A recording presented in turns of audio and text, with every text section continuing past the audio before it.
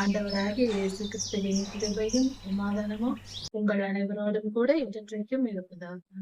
தலைப்பு: நான் உன்னை விட்டு விலகுவதும் இல்லை, உன்னை கைவிடுவதும் இல்லை. ஏதாவது ஒரு இச்சையோடு பாவம் செய்திருந்தாலும், சாமி மன்னித்து விடுங்கள், இனி நான் செய்ய மாட்டேன், என்னை காப்பாற்றுங்கள், என் பாவத்திலிருந்து எனக்கு விடுதலை தாருங்கள் என்று உங்களை தாழ்த்தி கொண்டு மனம் திரும்பி கர்த்தரிடத்தில் மன்னிப்பு கேட்பதே சிறந்தது. அது தப்பித்துக் கொள்ளும் வழி. அக்னி கடலிலிருந்து தப்பித்துக் கொள்ளலாம். எத்தனை பாவம் செய்திருந்தாலும் தாழ்த்தி மனம் திரும்பி விட்டால் அக்னி கடலில் இருந்து தப்பித்துக் கொள்ளலாம். ஏசாயா 5ஆம் அதிகாரம் 14ஆம் வசனம் முதல் 19ஆம் வசனம் வரை. இந்த அதிகாரத்தை நாம் சற்று ஆராய்ந்து பார்க்கும் பொழுது ஒவ்வொரு தனி மனிதனுக்கும் இந்த அதிகாரம் மிகவும் பொருத்தமாக இருக்கும்.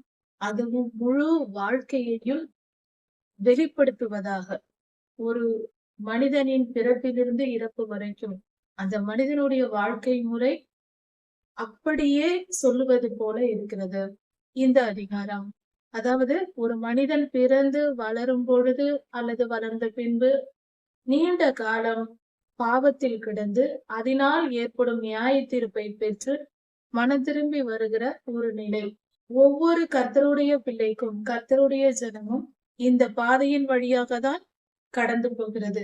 அதாவது ஒரு மனிதனின் வாழ்க்கை சுருக்கம் என்றே சொல்லலாம். இஸ்ரவேலர்கள் மொத்தமாக அந்த தேசத்தை குறித்து அவர்கள் செய்த செயல்களை குறித்து இங்கு சொல்லப்பட்டிருக்கிறது. ஆனால் இன்று ஒவ்வொரு தனி மனித வாழ்க்கையிலும் இதே காரியங்கள் நடந்து வருகிறது. இதை நாம் சற்று ஆராய்ந்து பார்க்கலாம். திராட்சை தோட்டத்தின் ஓமையை கர்த்தர் சொல்லுகிறார். கர்த்தர் ஒரு நற்குல திராட்சை செடியை எடுத்து ஒரு மிகப்பெரிய தோட்டம் செய்து அதில் நல்லபடியாக வளர்க்கிறார். அதில் ஒரு கோபுரத்தை கட்டி அந்த திராட்சை செடி நல்ல கனிகளை கொடுக்கும் என்று காத்திருக்கிறார். ஆனால் அவைகள் கசப்பான பழங்கள் தந்தது என்று சொல்லப்பட்டிருக்கிறது. இது இஸ்ரவேல் தேசத்தின் வாழ்க்கை வரலாறு, உலக வரலாறை குறிக்கிறது. கர்த்தர் ஆபிரகாம் ஐயாவை உலகெங்கும் இருக்கிற ஜனங்களில் நீதிமானாய் கண்டு தெரிந்து கொண்டார். அதன் பின்பாக அவரது குமாரன் ஈசாக்கையா, அதற்கு அடுத்தது யாக்கோபையாவை தெரிந்து கொண்டு இஸ்ரவேல் என்று பெயர் சூட்டினார். இப்படியாக யாக்கோபையாவின் வம்சமாக 12 பிள்ளைகள் பிறந்தார்கள். அவர்கள் 12 கோத்திரத்தார் ஆனார்கள். அவர்களுக்கு இஸ்ரவேலர் என்ற பெயர் வழங்கப்பட்டது. அவர்களே கர்த்தருடைய ஜனங்கள் என்று எண்ணப்பட்டார்கள். கர்த்தர் சொன்னார், இவர்களை அந்த ஜனங்களை எகிப்திலிருந்து புறப்பட்டு வரும்போது தமக்கென்று தெரிந்து கொண்டு, நான் உங்களை தெரிந்து கொண்டிருக்கிறேன். ஆபிரகாமா, உங்கள் மூதாதையரான ஆபிரகாமுக்கு நான் வாக்குத்தத்தம் பண்ணியிருக்கிறேன். அது போல நான் உங்களை வழி நடத்துவேன். என் கற்பனைகளையும் கட்டளைகளையும் கடைபிடித்து நீங்கள் நடந்தால் நீங்கள் என் ஜனமாயிருப்பீர்கள், நான் உங்கள் தேவனாயிருப்பேன் என்று கர்த்தர் சீனாய் மலையில் உடன்படிக்கை செய்தார். அதாவது 10 கட்டளைகளை கடைபிடிக்கிறவர்களே கர்த்தருடைய ஜனம். யாத்ராகமம் 20ஆம் அதிகாரம், உபாகமம் 5ஆம் அதிகாரத்தில் சொல்லப்பட்டிருக்கிற 10 கட்டளைகளை கடைபிடித்து அதை படித்து அதை மீறாமல் வாழ்கிறவர்களை கர்த்தருடைய ஜனம் என்று வேதம் சொல்லுகிறது. அப்படி பார்த்தால் கிறிஸ்தவர்கள் என்றால் இந்த 10 கட்டளைகளையும் உண்மையாய் முழுமையாய் கடைபிடித்து நடக்க வேண்டும். ஒன்றை மீறினால் கூட அங்கு கர்த்தருக்கும் நமக்கும் இடையே விரோதம் வந்துவிடும். அதாவது பொல்லாத ஆவிக்கு நாம் இடம் கொடுத்ததாகும். அதனால் அது கர்த்தருக்கும் நமக்கும் உள்ள உறவு பரலோகத்திற்கு செல்லும் வாய்ப்பை இழந்து போவோம். அந்த 10 கட்டளைகள் தான் அடிப்படை சட்ட திட்டங்களாய் இருக்கிறது. இந்த 10 கட்டளைகளும் எதில் அடங்கும் என்றால், உன்னிடத்தில் அன்பு கூறுவது போல பிறரிடத்தில் அன்பு கூற வேண்டும், அதே போல கர்த்தரிடத்தில் முழு அன்பையும் செலுத்த வேண்டும் என்ற 2 கற்பனைகளில் அடங்கும். நாம் நினைக்கலாம் 2 கற்பனைகளை கைக்கொள்வது சுலபம், 10 கட்டளைகள் படிக்க தேவையில்லை என்று. மிக மிக தவறான ஒரு எண்ணம் அது. 10 கட்டளைகளையும் படித்தால் சுலபமாக புரியும். ஆனால் 2 கற்பனைகளை மட்டும் படித்தால் அதன் ஆழம் நமக்கு புரியாது. கர்த்தர் சுருக்கமாக சொல்லி இருக்கிறார். அதன் ஆழம் புரிய வேண்டும் என்றால் 10 கட்டளைகளையும் படிக்க வேண்டும். அந்த 10 கட்டளைகளின் ஆழத்தையும் படிக்க வேண்டும் என்றால் முழு வேதாகமத்தையும் படிக்க வேண்டும். முழு வேதாகமும் படித்தால்தான் நம் வாழ்க்கையில் பரிசுத்தமாய் வாழ முடியும். ஆதியாகமம் முதல் வெளிப்படுத்தல் வரைக்கும் ஒவ்வொரு வருடமும் ஒரு முறையாவது வேதாகமத்தை படிக்க வேண்டும். அப்படி படிக்கும் பொழுது ஒரு நாளைக்கு 1 மணி நேரம் குறைந்தபட்சம் நாம் செலவிடலாம். அதிகமாக எவ்வளவு முடியுமோ அவ்வளவு. ஓய்வு நாட்களில் அதிக நேரத்தை பயன்படுத்திக் கொள்ளலாம். இப்படியாக ஒவ்வொரு நாளும் 4 முதல் 5 அதிகாரங்கள் படித்து வந்தாலே 1 வருடத்தில் படித்து முடித்து விடலாம். ஒவ்வொரு முறையும் படிக்கும் பொழுது புது புது அர்த்தங்கள் நமக்கு தோன்றும். கர்த்தர் நமக்கு புரிய வைப்பார். பலவித அடுக்குகள் இருக்கிறது. லேயர்ஸ் என்று சொல்வோம். பலவித அடுக்குகள் இருக்கிறது. அந்த ஒவ்வொரு அடுக்கிலும் ஒவ்வொரு வித பொருள் உண்டு வேதாகமத்தில். ஒரு முறை படித்தால் ஒரு பொருள் புரியும். அடுத்த முறை படிக்கும் பொழுது இன்னொரு பொருள் புரியும். இப்படியாக பல முறை நாம் படித்துக் கொண்டே போகலாம். கர்த்தர் பல மடங்கு ஆழமான சத்தியங்களை, வாழ்க்கையின் ரகசியங்களை நமக்கு போதிப்பார். அதனால் நாம் இதை புரிந்து கொண்டு நடப்போம். இப்படியாக நற்குண திராட்சை செடி என்று கர்த்தர் இஸ்ரவேல் ஜனங்களை சொல்லுகிறார். கர்த்தர் தம்முடைய ஜனங்களிடத்தில் இப்பொழுதும் எதிர்பார்க்கிற ஒரு காரியம் என்னவென்றால், எப்படி திராட்சை செடியை நட்டேன் என்று இஸ்ரவேலரை குறித்து சொல்லுகிறாரோ, திராட்சை தோட்டம் நட்டதை சொல்லுகிறாரோ, அதே போல கர்த்தர் இப்பொழுதும் சொல்லுகிற காரியம், நாம் கர்த்தருடைய வசனத்தை படித்து அதனால் நம்மை சுத்திகரித்து வேத வசனத்தின்படி பரிசுத்தமாய் வாழ வேண்டும். நற்குண திராட்சை செடியாக நாம் இருக்க வேண்டும். நல்ல கனிகளை தர வேண்டும். இனிப்பான பழங்களை, அதாவது நம்முடைய வாழ்க்கை கர்த்தருக்கு பிரியமானதாய் இருக்க வேண்டும் என்று கர்த்தர் எதிர்பார்க்கிறார். அன்றும் அதுதான், இன்றும் அதுதான் ஆண்டவர் எதிர்பார்க்கிறார். ஆனால் நாம் என்ன செய்கிறோம்? இப்படி வேதத்தை வாசித்து கர்த்தருடைய உடன்படிக்கையை கை கொண்டு நடக்காமல் இஸ்ரவேலர்கள் தங்கள் இச்சைகளின்படி வாழ்ந்தார்கள். சுயநலத்தோடு வாழ்ந்தார்கள். என்ன செய்தார்கள் என்றால், வீட்டோடு வீட்டை கட்டினார்கள், வயலோடு வயலை வாங்கினார்கள். பணம் சேர சேர அதிக நிலத்தை வாங்குவது, அதிகமாய் வீடு கட்டுவது, இது என்ன தவறா என்றால் கண்டிப்பாக தவறு என்று வேதம் சொல்லுகிறது. அதாவது ஒரு ஒரு மனிதனுக்கு செல்வம் வருகிறது என்று அநேக வீடுகளை கட்டி கொண்டால், எத்தனை வீடு கட்டினாலும் ஒரு மனிதன் ஒரு இடத்தில் தான் இருக்க முடியும். ஒரு குடும்பம் என்றால் ஒரு வீட்டில் தான் இருக்க முடியும். 50 வீடுகளை கட்டினால் 50 வீட்டிலும் குடியிருக்க ஒரு மனிதனால் முடியாது. வீடு எவ்வளவு வேண்டுமானாலும் கட்டலாம். ஆனால் அந்த வீடுகள் எல்லாம் என்னவாகும்? பாழாகி போகும். அதனால் பிரயோஜனம் அல்ல. எந்த பிரயோஜனமும் இல்லை. மற்றவர்கள் அந்த இடத்தில் வீடு கட்டி வாழ்வார்கள் அல்லவா? அதை தடை செய்கிற காரியமாய் நாமே எல்லா வீடுகளையும் கட்டி விடுவது. நிலத்தை நாமே, ஒரு ஊரில் இருக்கிற எல்லா நிலத்தையும் நாமே வாங்கி கொண்டால் மற்றவர்கள் எப்படி வாழ்வது? அதனால் அநேகம் பேர் வெளியே போய்விடுவார்கள். ஒரு ஊரில் நாம் மட்டும்தான் இருக்கிற நிலை ஏற்படும் அல்லவா? அது போல எல்லாவற்றையும் நாமே இடத்தை அடைத்துக் கொள்ளும் அந்த குணம், சுயநலம். நான் பெரியவனா இருக்க வேண்டும், நான் பணக்காரனா இருக்க வேண்டும், நான், என் பிள்ளைகள், என் பேர பிள்ளைகள் இன்னும் 4 தலைமுறைகளுக்கு சொத்து சேர்க்க வேண்டும் என்று நினைப்பது. இப்படிப்பட்ட காரியங்கள் கர்த்தருக்கு அருவருப்பா இருக்கிறது. இஸ்ரவேலர்கள் இப்படி செய்தார்கள். கர்த்தர் அவரவர்களுக்கு என்று இவ்வளவு இடம்தான் என்று கொடுத்திருந்தார். ஒவ்வொரு கோத்திரத்திற்கும் இவ்வளவு இவ்வளவு இடம் என்று குறிப்பிடப்பட்டு கொடுக்கப்பட்டிருந்தது. அளந்து கொடுக்கப்பட்டது. யோசுவா புஸ்தகத்தில் இருக்கிறது. என்னாகம புஸ்தகங்களிலும் இதன் ஆழத்தை பார்க்கலாம். அப்படி யோசுவாயா பிரித்து அவரவருக்கு கொடுத்த அந்த இடங்களில் ஒரு சிலரே எல்லாவற்றையும் ஆக்கிரமிக்கும் பொழுது, மற்ற மனிதர்கள், அதே கோத்திரத்தை சேர்ந்தவர்கள் எப்படி மற்ற இடங்களில் இவர்கள் வந்து குடியிருப்பது, நிலங்களை வைத்து விவசாயம் செய்வது, இது தவறாக செய்தார்கள். இப்படி சுயநலமாய் இருந்தது. மதுபானம் குடித்து காலையில், அதிகாலையிலிருந்து இரவு வரைக்கும் மதுபானம் குடித்து ஆடல் பாடல் என்றும் இசைக்கருவிகள் வாசித்துக் கொண்டும் இன்பமாய் விருந்து கொண்டாடி கொண்டும் இப்படியாக பொழுதை போக்கினார்கள். பெருமை கொண்டு இப்படிப்பட்ட காரியங்களை செய்தார்கள். பெருமையும் சுயநலத்திற்கும் இடம் கொடுத்தார்கள். இச்சையாய் நடந்தார்கள். இந்த பாவங்களின் நிமித்தம் கர்த்தர் கோபம் கொண்டு இஸ்ரவேல் தேசத்தை தண்டிக்கிறார். அவர் நியாயம் தீர்க்கிறார். கர்த்தர் நீதியுள்ள நியாயாதிபதியாய் இருக்கிறார். இப்படி செய்த அக்கிரமத்தினால் அவர்களுக்கு நியாய தீர்ப்பை கர்த்தர் கொடுக்கிறார். அதை பற்றின காரியங்கள் இங்கு நமக்கு கொடுக்கப்பட்டிருக்கிறது. என் ஜனங்கள் அறிவில்லாமல் கெட்டு போகிறார்கள் என்று சொல்லுகிறார். அறிவில்லை. அறிவிருந்தால் இப்படிப்பட்ட காரியங்களை அவர்கள் செய்ய மாட்டார்கள். இப்படி 14ஆம் வசனத்தில் கொடுக்கப்பட்டிருக்கிறது.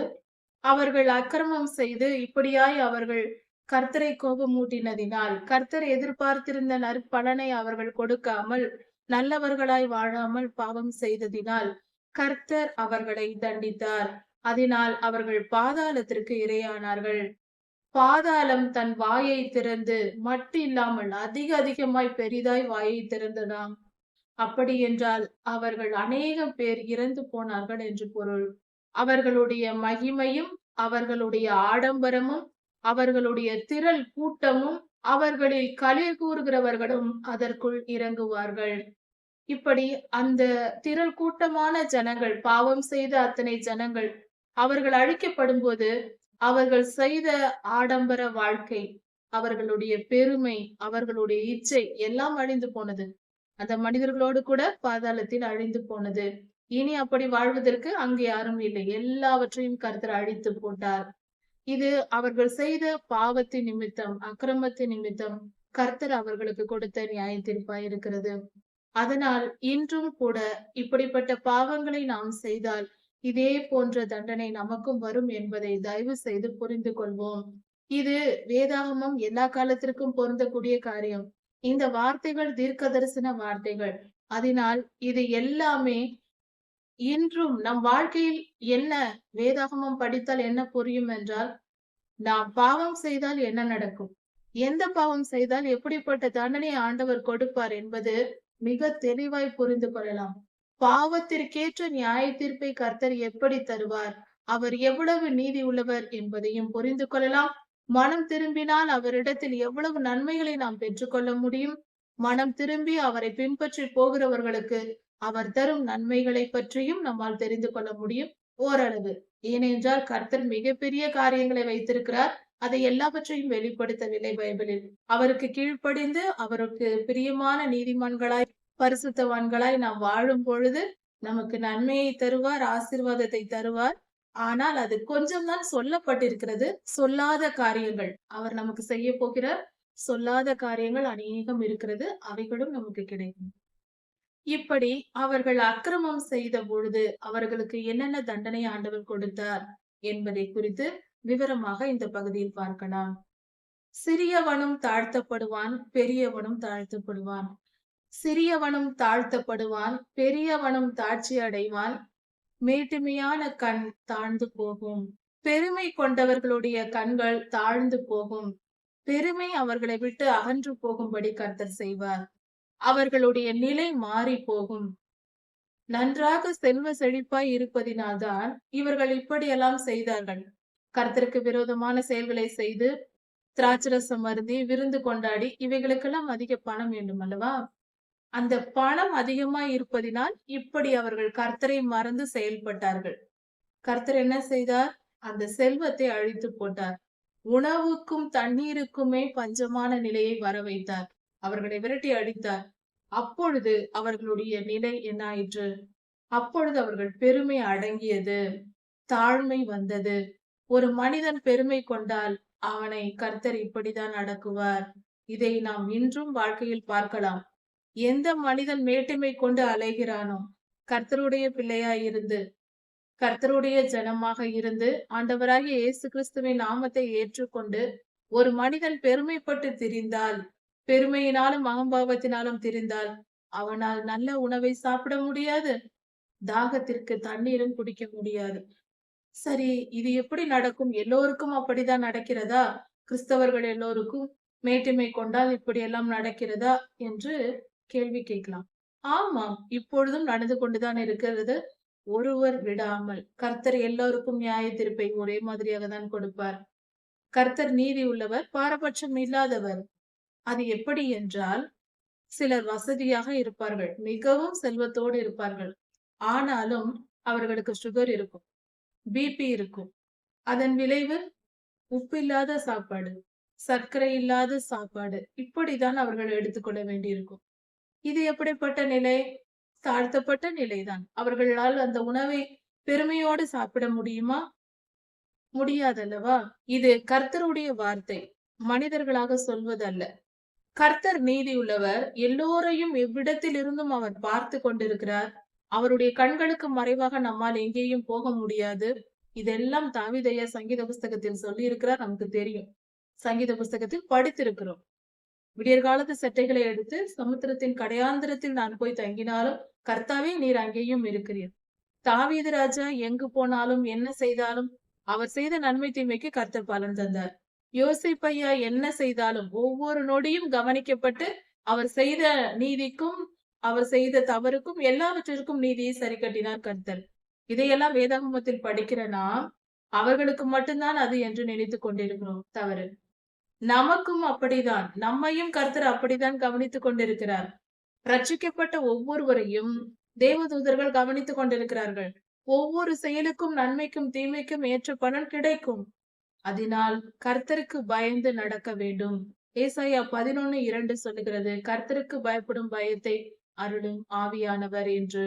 பரிசுத்த ஆவியானவர் நமக்குள் வரும்போது நமக்கு அந்த உணர்வு வரும். கர்த்தருக்கு பயப்படுகிற பயம் வரும். பயம் இருந்தால் நாம் தவறு செய்ய மாட்டோம். துணிந்து பாவம் செய்ய இடம் கொடுக்க மாட்டோம்.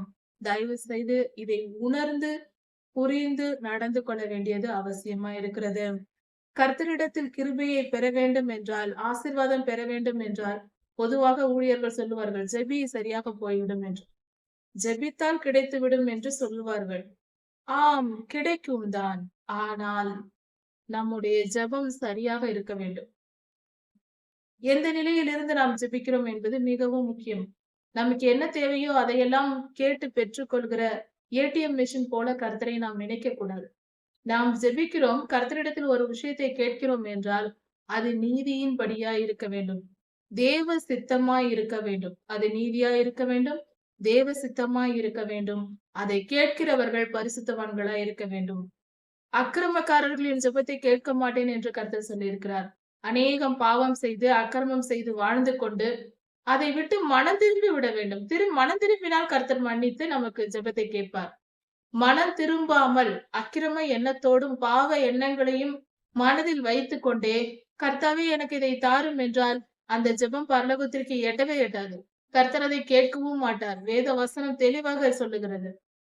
அக்கிரமக்காரர்களின் ஜெபத்தை நான் கேட்க மாட்டேன். என் முகத்தை அவர்களுக்கு மறைக்கிறேன் என்று ஆண்டவர் சொல்லுகிறார். அதனால் புரிந்து கொண்டு நம்முடைய பரிசுத்தம் மிகவும் முக்கியம். கர்த்தருக்கு கீழ்ப்படிதல் முக்கியம். அடிப்படை நம் ஜெபம் கேட்கப்பட வேண்டும் என்றால் அடிப்படையாக 10 கட்டளைகளையும் நாம் கடைபிடித்து நடக்க வேண்டும். நம் வாழ்க்கை கர்த்தருக்கு பிரியமாய் இருக்க வேண்டும். கர்த்தரிடத்தில் அன்பு கூறுகிற முதல் அடிப்படை கற்பனையை நாம் கடைபிடிக்க வேண்டும். கர்த்தரிடத்தில் அன்பு கூறுகிறோம் என்றால் அவர் சொல்படி கேட்க வேண்டும். என்னிடத்தில் அன்பு கூர்ந்து ஒரு மனிதன் யாரை நேசிக்கிறானோ அவர்கள் சொல்வதை கேட்பான். அதுதான் இயல்பு. ஒரு கணவன் மனைவியினிடத்தில் மிகவும் பிரியமாயிருந்தால் மனைவி சொல்வதையெல்லாம் கேட்பார்கள். மனைவி கணவனிடத்தில் பிரியமாயிருந்தால் கணவன் சொல்வதையெல்லாம் கேட்பார்கள். இது இயல்பு. நம் செல்ல பிள்ளையாக ஒரு பிள்ளையை வளர்க்கிறோம் என்றால் மிகவும் அன்பு கூர்ந்தால் அந்த பிள்ளை எதை கேட்டாலும் நாம் வாங்கி கொடுப்போம். இது இயல்புதானே? அதே போல கர்த்தரிடத்தில் நாம் உண்மையாய் அன்பு கூறுகிறோம் என்றால் அதற்கு அடையாளம் என்ன? எல்லோரும் சொல்லிக் கொள்ளலாம், ஆண்டவரே நான் உம்மை நேசிக்கிறேன் என்று. அது பெரியதல்ல, சொல்வதெல்லாம் உண்மை அல்ல.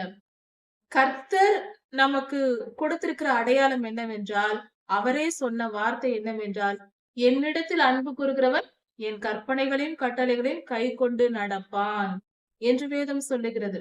அவருடைய வழிகளில் நடக்கிறவர்கள் தான் உண்மையாய் கர்த்தரை நேசிக்கிறவர்கள். அப்படியானால் கர்த்தரை நேசிக்கிற ஒரு மனிதனை கர்த்தரும் நேசிக்கிறார். நாம் ஜெபத்தை ஒருபோதும் கேட்காமல் விட மாட்டார். ஜெபிப்பதற்கு முன்பே நமக்கு பலன் தருவார். நம் இருதயத்தில் தோன்றும் போதே அவர் நமக்கு பலனை அனுப்பி விடுவார். அப்படிப்பட்ட நல்ல தேவன் அவர். அவரை புரிந்து கொள்ளாமல் நாம் பண்ணாத அக்கிரமங்களை எல்லாம் பண்ணிக்கொண்டு உலகத்தில் தேடி தேடி அலைந்து திரிந்து போராடி அக்கிரமங்கள் என்னென்ன இருக்கிறது என்று தெரிந்து செய்து அனுபவித்து விட்டு அதன் பின்பு என் ஜெபத்தை ஆண்டவர் கேட்கவில்லை, நீண்ட நாட்களாக ஜெபிக்கிறேன் என்று புலம்பினால் இதற்கு யார் பதில் சொல்வார்? நாம் தான் அதற்கு காரணமே. நாம் ஜெபம் கேட்கப்படவில்லை என்றால் அதற்கு காரணம் நாம் தான். அடுத்தவரை குறை சொல்லக்கூடாது, ஊழியர்களை குறை சொல்லக்கூடாது, கர்த்தரை குறை சொல்லக்கூடாது. அது அதைவிட மகா பாவமாகிவிடும். ஏற்கனவே செய்த பாவங்களில் போக இன்னும் அதிக பாவமாகிவிடும். கர்த்தரை குறை சொல்லக்கூடாது. தயவு செய்து புரிந்து கொண்டு தெளிவாய் நடப்போம். இந்த இடத்தில் ஏசாயா தீர்க்கதரிசனின் புஸ்தகத்தில் கர்த்தர் அவர்களை நியாயந்திருக்கிறார். அவர்கள் என்ன செய்தார்கள்? சிறியவனையும் பெரியவனையும் கர்த்தர் தாழ்த்தினார், மேட்டுமையானவர் கண்களை தாழ்த்தினார் என்று வேதம் சொல்லுகிறது. அவர்கள் செய்த அக்கிரமத்தை நிமித்தம் அவர்கள் செல்வ செழிப்பினால் அக்கிரமம் செய்தார்கள். அந்த செழிப்பை கர்த்தர் எடுத்து போட்டார். உணவுக்கும் தண்ணீருக்கும் பஞ்சம் உண்டாகும்படி செய்தார். அப்பொழுது அவர்கள் இருதயம் தாழ்த்தப்பட்டது. நியாய தீர்ப்பினால் கர்த்தர் உயர்ந்திருக்கிறார். நீதியுள்ள தேவன் அவர், நியாயம் உள்ளவர், அவர் பரிசுத்தர். அவர் தரும் நியாய தீர்ப்பினால் அவருக்கு மகிமை உண்டாகிறது. யார் தவறு செய்தாலும் அவர்களை நியாயமாய் நியாயம் தீர்க்கிற தேவன் அவர். நீதியின் அவருடைய நியாயத்தினால் அவர் பரிசுத்தராய் விளங்குகிறார். அவருடைய நீதியினால் அவருடைய பரிசுத்தம் விளங்குகிறது. நியாய தீர்ப்பும் நீதியும் அவருடைய செயலாய் இருக்கிறது. அவர் அப்படி செய்வதினால் அவருடைய பரிசுத்தம் விளங்குகிறது. பரிசுத்தமுள்ள தேவன் பரிசுத்தமாய் அவருடைய நீதியினால் விளங்குகிறார். கர்த்தர் நியாயம் தீர்க்கும் பொழுது தேசத்தின் ஜனங்கள் பலர், அதாவது இந்த இடத்தில் சொல்லப்பட்டிருக்கிறது, அதிகமான கூட்டமான ஜனங்கள் பாதாளத்திற்கு செல்வார்கள் என்று. அழிக்கப்பட்டு பாதாளத்திற்கு போவார்கள். அவர்கள் பரலோகத்திற்கு போவதில்லை. மரணம் அடைந்து பாதாளத்தில் போடப்படுகிறார்கள். இப்படிப்பட்ட அக்கிரமம் செய்தவர்கள், சுயநலமும் பெருமையுமாய் வாழ்ந்தவர்கள். இந்த அதிகாரம் மிக தெளிவாய் சொல்லுகிறது. சுயநலமும் பெருமையும் உள்ளவர்கள் பாதாளத்திற்கு போவார்கள் என்று மிக தெளிவான விளக்கம் இங்கு கொடுக்கப்பட்டிருக்கிறது. ஜாக்கிரதையாய் கவனிப்போம். இந்த இரண்டு குணங்களும் இல்லாத மனிதனே இல்லை என்று சொல்லும் அளவுக்கு பெருகி கிடக்கிறது இன்றைய காலத்தில் உலகத்தில். தயவு செய்து இதை கவனித்து தினந்தோறும் இந்த இரண்டு பாவங்களையும் மகா பெரிய கரைகளையும் நம்மிடத்தில் இல்லாதபடிக்கு தினம் தினம் சுத்திகரித்துக் கொள்வோம். அதை நம்மேல் பட விடாமல், அந்த கரை படாமல் பார்த்து கொள்வோம். நம் இருதயத்தில் எந்த சூழ்நிலையிலேயும் சுயநலமும் பெருமையும் இராதபடிக்கு அன்றாடம் நம்மை கவனித்துக் கொள்ள வேண்டும். ஒவ்வொரு செயல்களையும் கவனித்து செய்ய வேண்டும். கவனமாய் நினைத்து பார்க்க வேண்டும் எந்த காரியத்தையும்.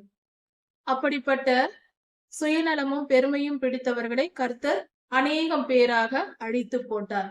அப்படி ஜனங்கள் அநேகம் பேர் அழிந்ததினால் அவர்களுடைய ஆடு மாடுகள் எல்லாம் கவனிப்பார் இல்லாமல் எங்கும் சுற்றி திரிந்தன. அவர்களுடைய ஆடு மாடுகள் எல்லாம்.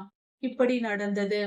மிகப்பெரிய பணக்காரர்களாய் கொழுத்தவர்களாய் இருந்தவர்களுடைய நிலங்கள், ஒரே மனிதன் அநேகம் நிலங்களை பிடித்து வைத்திருப்பான். இப்படிப்பட்ட மனிதர்களுடைய அவர்கள் எல்லாம் இறந்து போனார்கள். குடும்பமாய் மரித்து போனால் அந்த நிலங்கள் என்ன ஆகும்?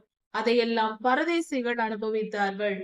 ஒன்றும் இல்லாத ஏழையாய் இருப்பவர்கள், எந்தவித ஆதாரமும் இல்லாமல் ஏழ்மையில் வாழ்ந்தவர்கள் எல்லாரும் இப்பொழுது அந்த நிலங்களை தங்களுடையதாக்கி கொண்டு அவர்கள் வாழத் தொடங்குகிறார்கள்.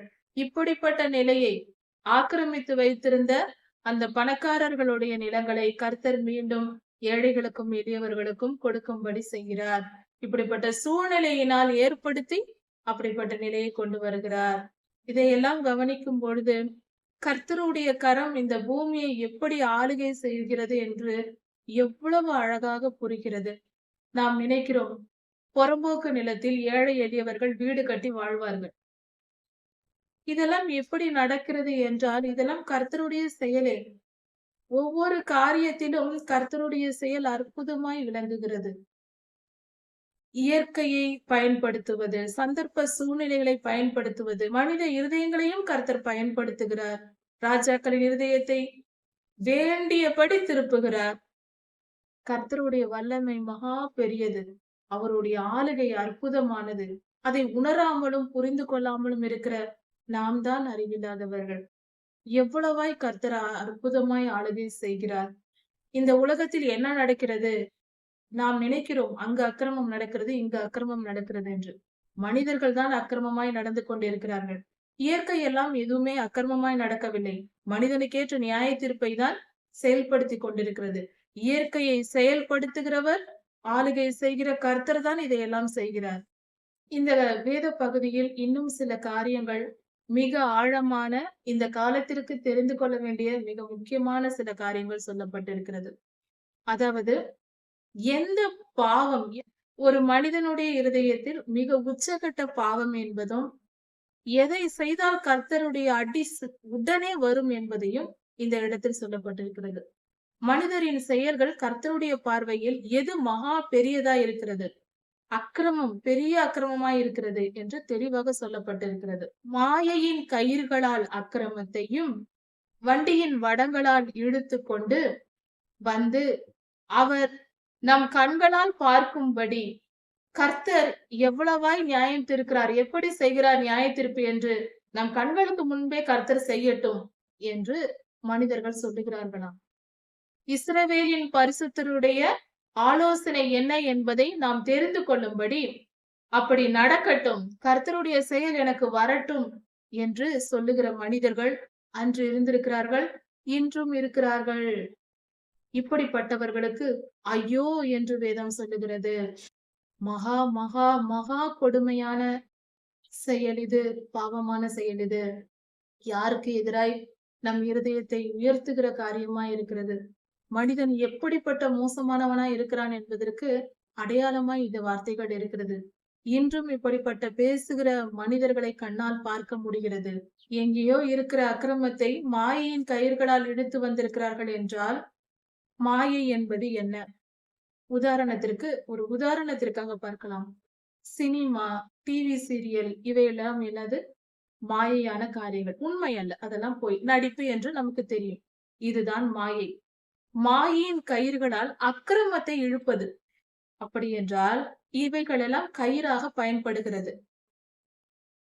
மெகா சீரியல், டிவி பொழுதுபோக்கு நிகழ்ச்சிகள், டிவியில் வருகிற பொழுதுபோக்கு நிகழ்ச்சிகள், சினிமா, பொழுதுபோக்கு சினிமாக்கள், அதாவது பொழுதுபோக்குகிற காரியங்கள் எல்லாம் கயிறுகள். அதுதான் மாயையின் கயிறுகள். அது அக்கிரமத்தை இழுத்து வருகிறதாம். எப்படி? இவைகள் மூலம் என்ன மனிதனுடைய இருதயத்திற்குள் வந்து சேருகிறது? பாவம், இச்சை. இச்சை மனிதனுக்கு வருகிறது. இந்த மாயையின் கயிறுகள் இச்சையை இழுத்து கொண்டு வந்து மனிதனுடைய இருதயத்தில் தோன்றுகிறது. கண்களால் சினிமா பார்ப்பது, அந்த பார்த்து கொண்டே அந்த இச்சையில் விழுந்து இருதயத்திற்குள் இச்சையான எண்ணம் தோன்றுகிறது. இதுதான் மாயையின் கயிறுகளால். மாயையின் கயிறுகளால் இச்சை உள்ளே வருகிறது, வன்முறை உள்ளே வருகிறது, ரத்தம் சிந்தும் கொலை எண்ணம், அந்த எண்ணம் வருகிறது. இன்று நன்கு படித்த மனோதத்துவ நிபுணர்கள், டாக்டர்களை சொல்லுகிறார்கள், இதையெல்லாம் பார்க்க கூடாது, இதை தடை செய்ய வேண்டும் என்ற கருத்து இருக்கிறது. ஆனால் இன்னும் தடை செய்யப்படவில்லை. இப்படிப்பட்ட காட்சிகள் ஒளிபரப்பாகிறது. இதுதான் மாயையின் கயிறுகளால் அக்கிரமத்தை இழுத்துக் கொள்வது. மனதில் இழுத்துக்கொண்டு நான் எல்லா தவறான காரியத்தையும் என் கண்களால் பார்த்து சிப்பேன், அதை நான் செய்வேன். பாவத்தை வடங்களால், வடம் என்பது திடமான கயிறு, இன்னும் ஆழம், இன்னும் பலமுள்ள கயிறு, அல்லது பலமுள்ள கம்பி அல்லது சங்கிலி போன்றவை, இன்னும் கயிறை விட பலமுள்ளது. அவைகளால் பாவத்தை இழுப்பது. கண்களில் இச்சைக்கு இடம் கொடுப்பது, அதனால் பாவம். இச்சைக்கு அடுத்தது பாவம் வரும். இச்சை மனதிற்குள் இருந்தால் பாவம் வரும். பாவத்தையும் செய்வது, மனதிற்குள் கொண்டு வருவது, அதை செயலால் செய்து பார்ப்பது. இப்படி செய்து கர்த்தர் என்ன செய்வார்?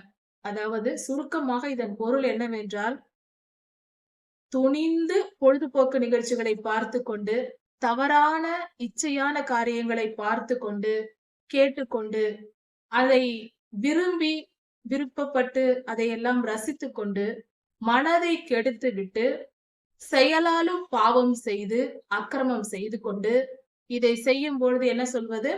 கர்த்தருடைய ஆலோசனை என்ன?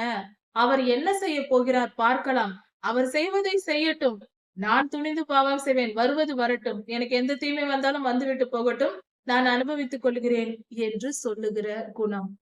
இப்படி சொல்லுகிறவர்களுக்கு ஐயோ என்று வேதம் சொல்லுகிறது. தயவு செய்து எந்த பாவத்தை செய்கிற மனிதனாய் இருந்தாலும் அந்த பாவத்தை நிறுத்திவிட்டு மனம் திரும்பி உங்களை தாழ்த்தி கர்த்தரிடத்தில் ஒப்பு கொடுத்தால் தப்பித்துக் கொள்வீர்கள். தயவு செய்து பாவத்தின் நிமித்தம் கர்த்தரை எதிர்த்து சொல்லக்கூடாத உச்சக்கட்ட மகா பாவம், நரகத்திலும் 8 அறைகள் இருக்கிறது, அதிலும் மகா கொடுமையான அறைக்கு போய் சேர்ந்து விடுவீர்கள். தயவு செய்து இதை கவனித்துக் கொள்வோம். அக்னி கடலிலும் அநியாய கொடுமைகளிலும் பாதாளத்தில் போய் நாம் மிகவும் துன்பப்படும் நிலை ஏற்படும். இப்படிப்பட்ட கர்த்தரை துணிந்து உம்முடைய நியாய தீர்ப்பை கொடும் பார்க்கலாம் என்று சொல்லுகிற எண்ணம், வார்த்தை வார்த்தையில் வாயிலும் வர வேண்டாம், மனதிலும் நினைக்க வேண்டாம். அப்படி சொல்லக்கூடாது. ஏதாவது ஒரு இச்சையோடு பாவம் செய்திருந்தாலும், சாமி மன்னித்து விடுங்கள், இனி நான் செய்ய மாட்டேன், என்னை காப்பாற்றுங்கள், என் பாவத்திலிருந்து எனக்கு விடுதலை தாருங்கள் என்று உங்களை தாழ்த்திக் கொண்டு மனம் திரும்பி கர்த்தரிடத்தில் மன்னிப்பு கேட்பதே சிறந்தது. அது தப்பித்துக் கொள்ளும் வழி. அக்கினி கடலிலிருந்து தப்பித்துக் கொள்ளலாம். எத்தனை பாவம் செய்திருந்தாலும் தாழ்த்தி மனம் திரும்பி விட்டால் அக்னி கடலில் இருந்து தப்பித்துக் கொள்ளலாம். இந்த உலகத்தில் கொஞ்சம் பாடுபட வேண்டும், பட்டாலும் பரவாயில்லை. பரலோகம் சேர்ந்து விடலாம் அல்லவா? அக்னி கடலுக்கு தப்பித்துக் கொள்ளலாம் அல்லவா? தயவு செய்து உங்களை தாழ்த்துங்கள். எந்த பாவம் இருந்தாலும், எவ்வளவு பாவம் செய்திருந்தாலும் அதை பற்றி கவலைப்பட வேண்டாம். கர்த்தருடைய ரத்தம் வல்லமையுள்ளது. எப்படிப்பட்ட பாவத்தையும் அவருடைய ரத்தம் கழுவி நம்மை சுத்திகரிக்கும். நம்முடைய பாவங்கள் சிவேர் என்றிருந்தாலும் அவருடைய ரத்தம் நம்மேல் படும் பொழுது அது வெண்பஞ்சை போல ஆகும், உறைந்த பனியை போல ஆகும். அதனால் வெண்மையாய் பரிசுத்தமாய் ஆண்டவர் மாற்றி விடுவார். அதனால் தயவு செய்து உங்களை தாழ்த்தி எந்த பாவமாய் இருந்தாலும் சொல்லி விடுங்கள். ஆண்டவரே, நான் இதை செய்தேன், உண்மைதான், நான் பாவிதான், என்னை மன்னியும் என்று ஒப்புக்கொண்டு மனம் திரும்பி அதோடு விட்டுவிட வேண்டும். இனி அதை தொடரக்கூடாது, அந்த எண்ணம் வரக்கூடாது. அப்படி நாம் திருந்தி விட்டால் கர்த்தரிடத்தில் முழு ரட்சிப்பையும் பெற்றுக் கொள்ளலாம். அவருடைய அன்புக்கு பாத்திரமானவர்களாய் பரலோகத்தையும் அடையலாம். அக்னி கடலுக்கும் நம்மை தப்பு வைத்துக் கொள்ளலாம். அதை செய்யுங்கள். தயவு செய்து கர்த்தர் எனக்கு கொடுக்கிற நியாயத்தீர்ப்பை கொடுக்கட்டும், பெற்றுக்கொள்கிறேன் என்று திமிராய், கர்வமாய், பெருமையாய், பொல்லாத சாத்தானின் முழு உருவம் போல, அவனை போல முழுதாய் மாறி கர்த்தரை அப்படி பேசக்கூடாது. அப்படி பேசினால் நம்முடைய நிலை மகா பயங்கரமா இருக்கும். செய்த பாவங்கள் செய்ததா இருக்கட்டும், அதை விட்டு விலகுவோம். இனி வரும் காலம் மனம் திரும்புகிற பரிசுத்தமான காலமா இருக்கட்டும். கர்த்தர் உங்களை ஆசீர்வதிப்பாராக. இதன் தொடர்ச்சியை அடுத்த செய்தியில் பார்க்கலாம். மாறனாக.